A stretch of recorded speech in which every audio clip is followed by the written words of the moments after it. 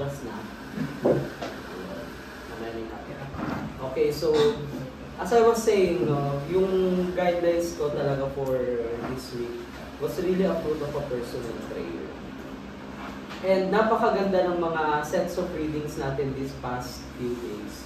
Kung mapapansin niyo, yung mga readings is about the warnings of Jesus. Kung maalala niyo nung huling beses na nag-guide, tagal. Nung last week na nagbigay ako ng guidance, it's about woe to you, Chorazin and Bethsaida. Kung maalala. Tapos nung nakaraan, merong nag-pretend, hindi joke. Merong nag-guidance about pretending. So, about, ano yung hypocrisy? Yung binigay ni Elba. So, ngayon naman, was also a part of the warnings of Jesus. And yun yung pinakalas. So, yung readings for tomorrow is the interpreting of the times. So, ano ba? Babasahin ba natin ng sabay-sabay? O sino pwede mag-volunteer na? Ikaw na nga, Ella. Sige na. Kasi kung magana yung record, dali na. Tapos ikaw na nga lang. Isa yung dudok lang pa. Oo. Said to the crowd, when you see a cloud rising in the west, immediately you say, it's going to rain. And it does. And when the south wind blows, you say, it's going to be hot. And it is. Hypocrites, you know how to interpret the appearance of the earth and the sky. How is it that you don't know how to interpret this present time? Explain me. Why don't you judge for yourselves what so? As you are going with your adversary to the magistrate, try hard to reconcile on the way.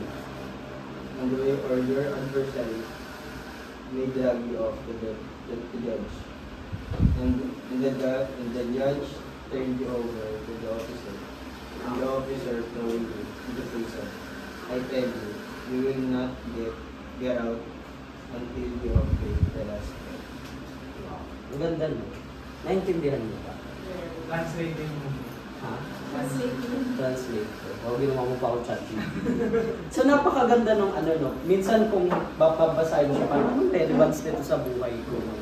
Pero kung titingnan mo siya, no? Sabi ni Jesus, no? Kung ikaw nga kaya mong malaman na uulan na, no? Kapag tinignan mo yung langit, ay uulan na. Kung dadalhan na niya ng payong, di ba? Tapos, kapag nakita mo naman daw na ito na mainit-init yung simoy ng hangin, alam mong pa-summer na, no? Maalinsangan, kumbaga. Tapos, ma-interpret mo kung ano yung panahon. So, sabi ni Jesus, no, ipokrito ka, alam mong interpret yung mga senyales ng weather sa paligid mo. Pero bakit hindi mo kayang ma-interpret yung tinatawag na signs of the time? Tapos, meron siyang pahabol na warning sa baba. No? Kung pupunta ka daw sa husgado, kumbaga, pupunta ka sa husgado, tapos alam mong mali ka, eh di ba dapat along the way pa lang nakikipagbati ka na daw doon sa magkakaso sa'yo? Kung alam mong matatalo ka, may tinatawag doon yung mga areglo. No, di ba dapat nakikipag-areglo ka na kung alam mong mali ka? Kasi ang mangyayari sa'yo, ayun nga daw, ikukulong ka hanggat hindi mo nababayaran yung kahuli-huli kang, anong tawag ng 5 o 5. No? So parang sabi ko, when I was praying about it, Lord, ano bang relevance nito, Lord, sa buhay ko, sa buhay namin lahat, sa buhay ng sambayan ng Pilipinas? When I was praying about it. So and na-realize ko yan nung nagkasakit ako. Nung ngayon, hindi naman po malala, natugot-sipon lang po, no? Alam ko na matindi yung lalamunan ko, di ba? Tapos, ayun na nga, tapos ubo ko ng ubo. So, nun pa lang, dapat, alam ko na sa sarili ko, kailangan kong inuman ng gamot, di ba? Pag nararamdaman mo yung katawan mong tatablang ka ng sakit, ang unang judgment mo is, alam kung kakasakit ako, kailangan inuman ko ng gamot, di ba? So, yun yung context nito. no? Na-interpret mo na yung mangyayari. So, ginagawan mo na, iniisipan mo na agad ng solusyon. Tapos, isa pang example, no? Meron akong isang subject na medyo mababa yung naging 90. Wow! Pero yun lang kasi yung 90, tapos sabi ko, doon parang siya lang yung 90, ang pangit na ito sa card. Wow! Siya lang yung 90, ibig kasi 90 plus. No? Sabi ko, ano kayong pwede kong gawin para umangat pa? So, kinausap ko yung teacher ko. No? So, hindi naging okay sa akin yung grade. So, ang initiative ko is, alam kong pag hindi ko to ginawa ng paraan, magre-reflect to sa grade. Ang ginawa ko, kinausap ko yung teacher. So, ginawa ko ng paraan. No?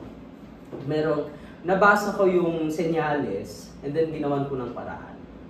Yun yung point, yun yung naging reflection ko sa prayer na to. And when I was trying to connect it sa aking naging prayer last week, no? Parang, di ba nung last time ang tanong natin is, may nagbago na ba? Ngayon, ang tanong naman sa akin is, how much effort do you put para magbago ka? No, how much effort do you put particularly para sa kaligtasan ng kaluluwa mo? Ang bigat nun, no? Ang bigat nun kasi, madalas sa atin, ng mga kabataan, wow, makareact ng...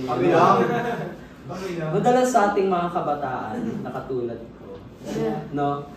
Para sa atin, hindi pa natin masyadong tinitake for serious yung word na eternal life. Bakit? Kasi pakiramdam natin, ang dami-dami pa nating oras sa mundo. Ayan na Lord. Marami-rami pa Lord. Mga 5 ubo pa. So, pakiramdam natin no, na mahaba-haba po yung oras natin.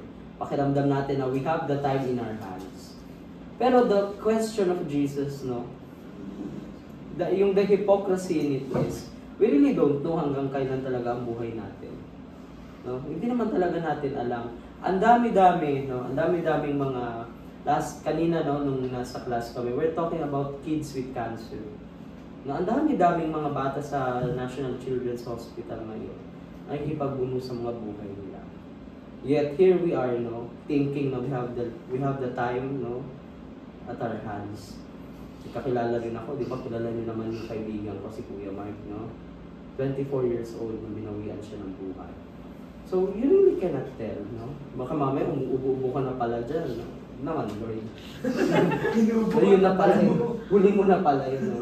So, ang question talaga sa akin is, you already see, no, the signs of the times in your life, no?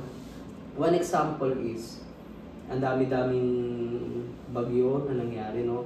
And sa mga karatig bayan ng ating bansa, no, ang daming namatay. No, ang daming namatay dun sa bagyo.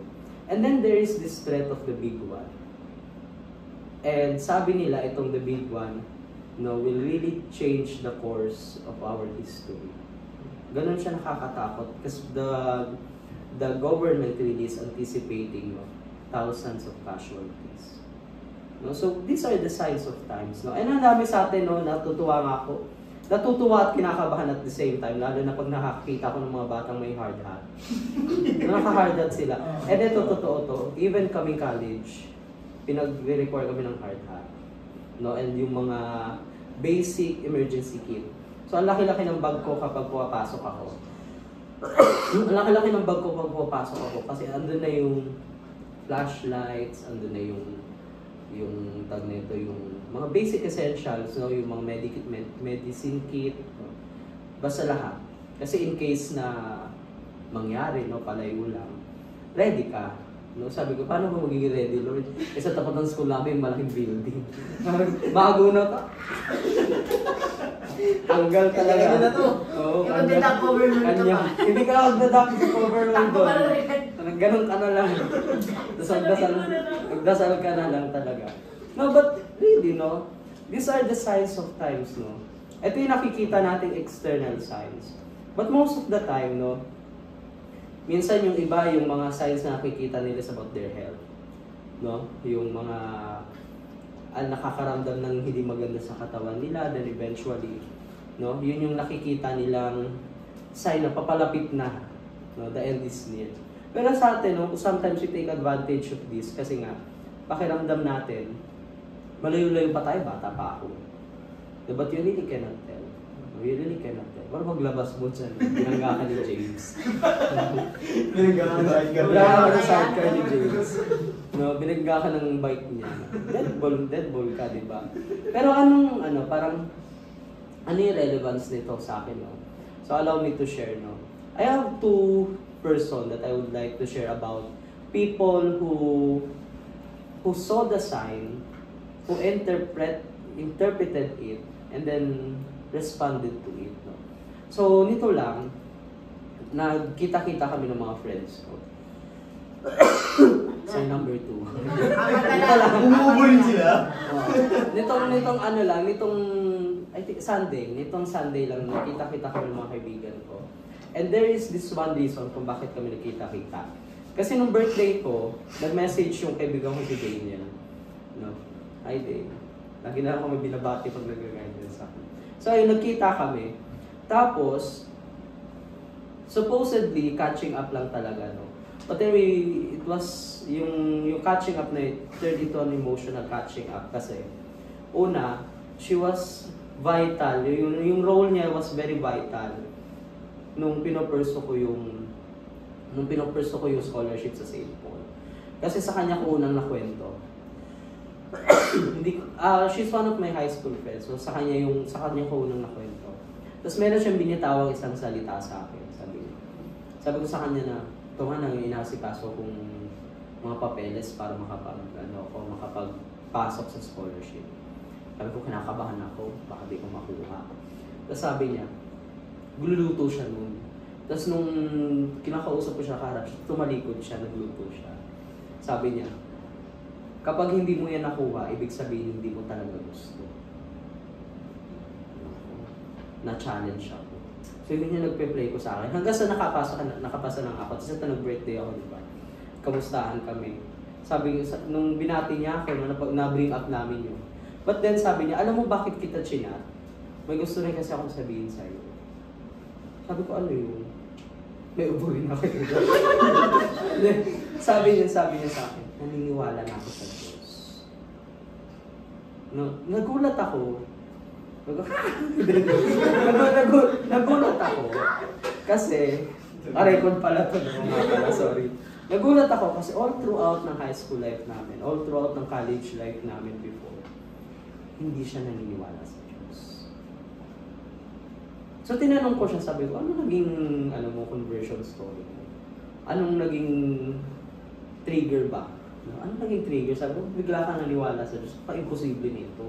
Kasi nung nagkakilala kami, nihilist siya ng tao. Nihilist. Ano ibig sabihin ng nihilist? Napapaganon si ate dahil. Ano ibig sabihin ng nihilist?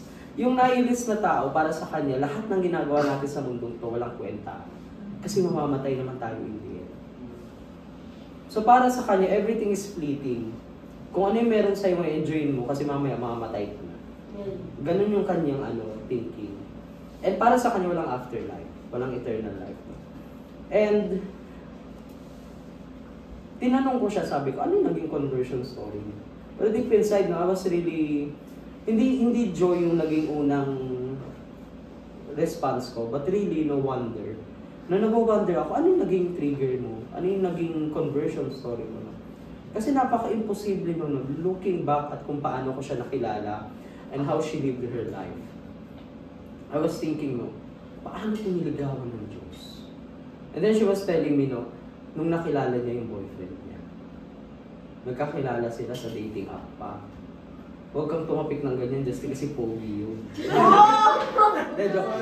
So nung nakilala niya, oo naman siya. Nung nakilala niya yung boyfriend niya, and then nung nagkaanak sila, and then eventually nung naging fiancé niya. So ikakasal na sila, hopefully I was praying for them. Tapos ang sinabi niya sa akin, hindi ko talaga makakalimutan yung word na yun. Sabi niya, iba pala talaga kapag yung partner mo nagdadasal. Sabi niya, hindi ako pinipilit ni Shed. Wow, may mention talaga. Hindi ako pinipilit ni Shed na magsimba. Pero alam ko, kapag nagsisimba siya, pinagdadasal niya ako. Nagulat lang ako, no? Kasi napakatahimik na tao ng asawa niya na yun. But then, he was able to convert my friend without even saying anything. Pero, more than that, no, mas na-amaze ako dun sa friend ko. Kasi she was able to see the signs. And was able to respond to it. No, tayo, no, it's sa buhay natin. Especially, no, for us who's very much active in Bermuda. How many signs have we seen in our lives? And have we responded positively to it? Ang daming beses nang pinakita ng Diyos yung pagmamahal niya sa atin.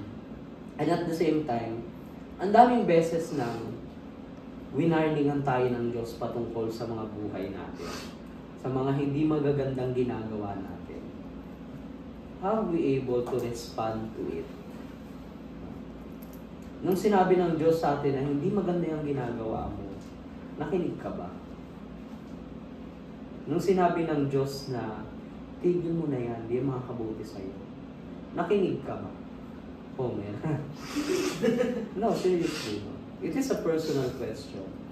No? Alam ko lahat tayo merong mga bagay na ipinatitigil na ng Diyos sa atin. May mga bagay sa buhay natin na sinasabi ng Diyos sa atin na baguhin mo na yan. Pero, nakikinig ba tayo? Nakikinig ba tayo? That's why I really love this part, no? Yung sinabi na, kung alam mong namang matatalo ka, no, dun sa kaso, makipag-areglo ka na, papunta ka na. And the same with us, no? The same with our lives. No? Gaano ba tayo ka-sure, no, with the salvations of our soul? Sure na ba tayo na yung after ng buhay na ito, ang punta natin is sa heaven talaga? Come to think of it, no? Minsan tawag nito, napakalalim o napakalayo pa para isipin yung ganun bata pa ako eh. Pero, come to think of it. Kumbaga, ang tanong is, magkano ka na ba'y naiipon mo? The good deeds. No? Para masabing worthy ka mapasok sa heaven. Sometimes we find it cringy. Pakinggan, heaven, tayo pa yan. Mga tao nga nagsisisi na sila after na pag mamamatay mo. Ganun na lang din ako. No? Pero minsan, no, God really wants us to live, no, a quality kind of life. Hindi lang just so we can anticipate heaven, no? Or just so masecure natin yung heaven, but really because God wants us to experience heaven right at this moment. May mga bagay na ipinagbabawal sa atin yung Diyos. May mga bagay na ipinagbabawas sa atin yung Diyos. Hindi dahil gusto niyang, o sige, magpakabait ka dito para pag namatay ka, punta ka sa heaven. That's not the point. Yung reason bakit maraming, the way I see it, no, in my prayer, bakit maraming pinagbabawal ng Diyos, ba't maraming pinagbabawas yung Diyos sa atin, is because He wants us to experience heaven right now. No? He wants us to experience the fullness of love right in this moment. And minsan, hindi natin na-experience yun kasi nahihinder siya ng mga bagay na hindi magaganda nating ginagawa. When we continue to live a sinful life, no, when we continue to live ng buhay na ipinagbabawal o pinagbabawas ng Diyos, it hinders us to live in the totality of love. And yun yung gustong mangyari ng Diyos sa buhay natin. Is makita yung tissue. Gustong makita ng Diyos, no, that we really spend a quality kind of life and love, no, in the here and now. Not when you die. Hindi yung kapag namatay ka na.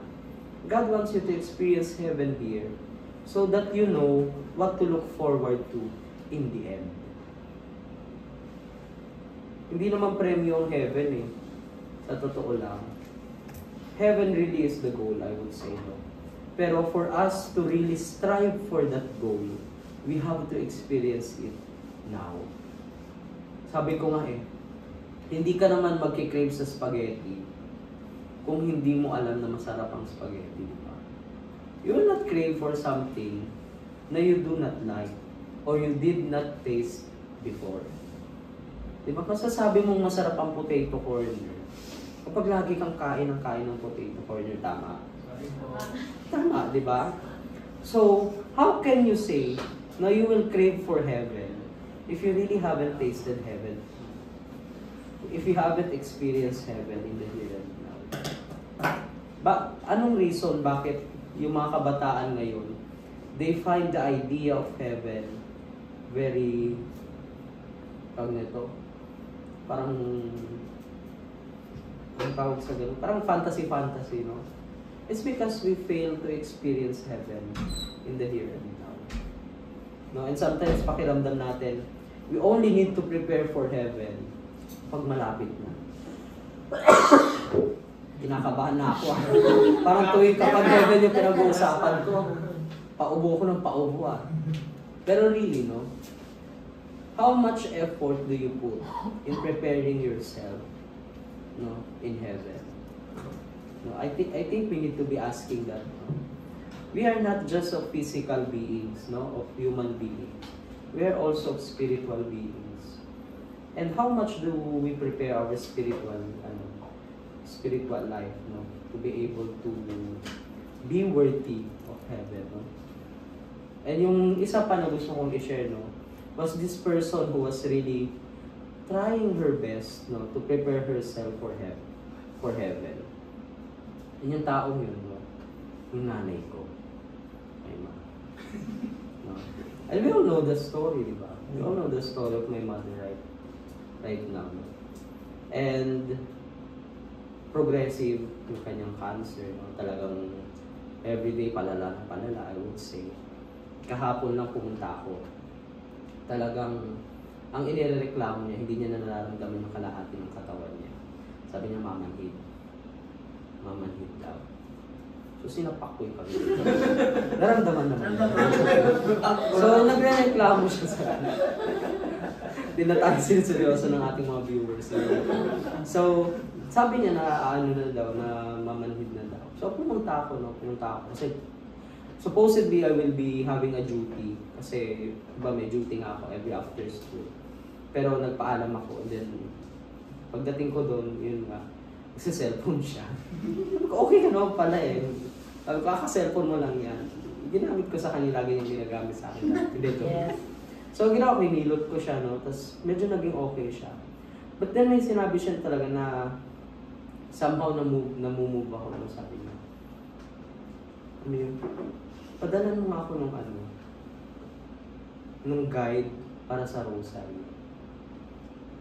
Gawin mo ako ng guide ng rosary. So, alam ko naman kung bakit niya gagawin kasi wala naman siyang ibang gagawin, di ba? Pero tinanong ko siya, for the curiosity lang, sabi ko, bakit? Para saan? Ba't ko mag-rosary? Parang yun na lang kailangan kong gawin. Parang yun na lang yung kailangan kong gawin. And I was really struck, no?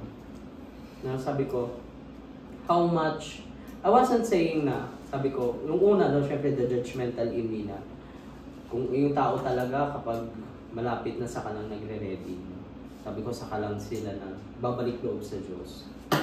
But then, you really cannot blame them, no? Pero at the same time, no, you can really see, no, na sometimes, kaya at that moment, yung mga tao nagiging malapit sa Diyos, it's because sometimes our whole life, buong buhay natin, ang taas-taas at ang tibay-tibay ng mga walls natin kay Jesus, mga walls natin kay Lord. To the point na hindi mabasag ng Diyos yung mga walls na binibuild natin between Him and us. And most of the time, no, it takes a very serious sickness, no, para lang magiba yung mga walls na yun, no, para makapasok si Jesus sa buhay natin. And sometimes, no, God may make use of those problems. But it doesn't mean na you cannot prepare, no? we can prepare in the here and now, no? Mga kabataan ni Kristo. Wow. No, mga children of God. We can prepare. No? we can prepare. No, seriously. No, seriously. We can prepare now, no? Sa dami-dami ng oras mong ina-attend dito sa Verbum Day, no? Tanongin mo yung sarili mo, may pinatutunguhan ba? Yung pagpunta ko ng pagpunta dito sa Verbum Day, palapit ba ako ng palapit sa eternal life na ipinapangako ni Jesus? O nandito lang ako dahil ano kung gagawin eh? Ano kung gagawin, edi dito na lang ako. Is there a purpose kung bakit nandito ka ngayon? And is the purpose of you being here is that so you can be a step closer every day in heaven? Let's say in a relationship with Jesus. Bata pa tayo, no? So I hope yung kayo, bata pa tayo, no? So I hope, no, na yung everyday na ginagawa natin is a step closer towards eternal life. Third step. So, I hope, no, na lahat ng ginagawa natin, no, lahat ng ipinagbabawal sa atin ng Diyos, lahat ng ipinagbabawal sa atin ng Diyos, no, sundin natin. Bakit? Kasi, hindi naman tayo tinatry diktahan ng Diyos, eh. Bakit ba may pinagbabawal ang Diyos? No, bakit ba mayroong pinagbabawas ng Diyos?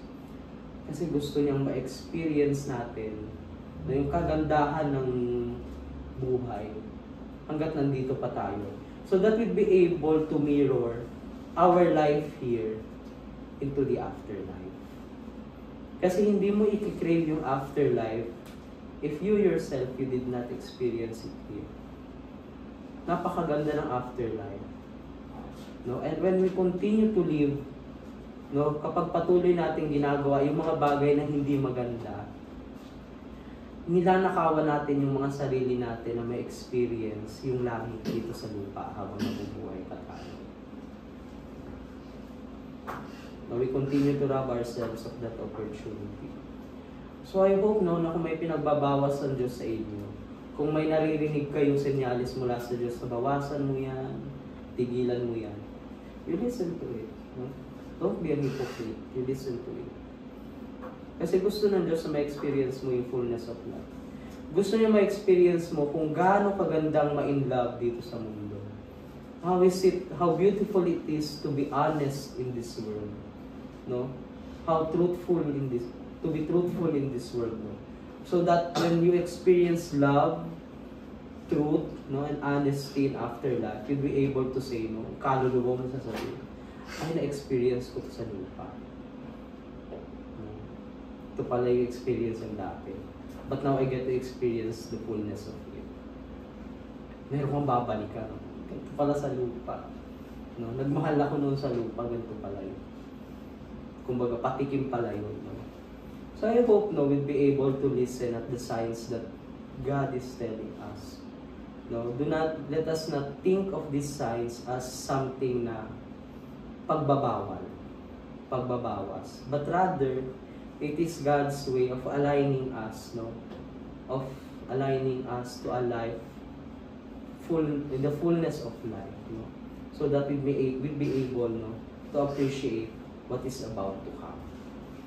So para sa ating prayer, no, dalawa nga lang yung nailagay ko kasi nag-iisip pa ako.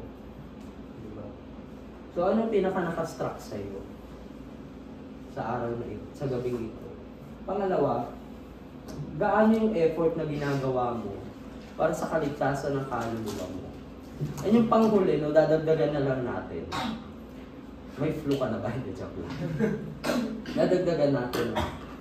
Yung araw-araw mo bang pagpunta rito, yung araw-araw mo bang pagpunta sa Verbum Day, is a step closer to eternal life. So I hope you will enjoy our 2 hours of prayer. Wow. Joke lang. 20 minutes. 20 minutes of prayer. So try to really talk to God. And then examine ourselves also. Kamusta na ba yung buhay ko? Glory be to the Father, to the Son, to the Holy Spirit. As it was in the beginning, is now, and will be forever.